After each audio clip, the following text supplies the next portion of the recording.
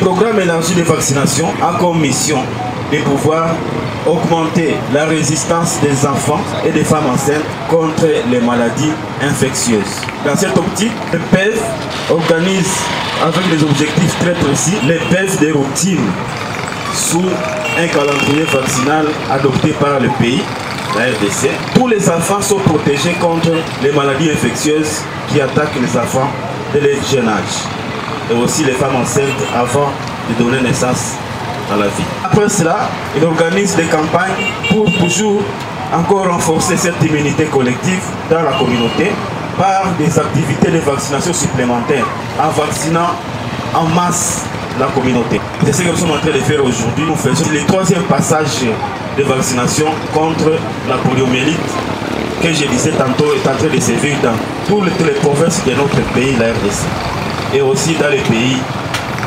voisins. C'est pourquoi il renforce un PEV de routine avec une vaccination en masse des enfants selon le calendrier vaccinal, et aussi il renforce aussi la surveillance épidémiologique en recherchant tous les cas suspects des maladies qui sont évitables par la vaccination. Cependant, c'est cette recherche active des maladies évitables par la vaccination dans la communauté qui a permis de détecter le rapidement possible les maladies qui semblent donner une flambée épidémique. C'est cet aspect-là qu'en mai 2017, il a été détecté en RDC le début des épidémies de poliomyélite, un virus variant circulant de type 2 avec un total de 828 cas. En septembre 2022, c'était le début des épidémies de paralysie de type 1, faisant un cumul de 262 enfants paralysés.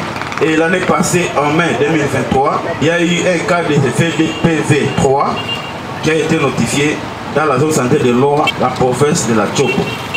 Il s'en est suivi maintenant une co-circulation de tous ces virus-là dans l'ensemble de la République démocratique du Congo. Et au total, 1090 cas ont été répertoriés avec 828 de type 2 et 262 de type 1 et un cas de VDPV3. Et en tous ces cas-là, au niveau ministériel, on a totalisé 26 épidémies de paralysie des enfants qui ont été liées aussi aux émergences de ces mêmes cas dans les pays voisins tels que l'Angola, RCA, le Burundi et autres.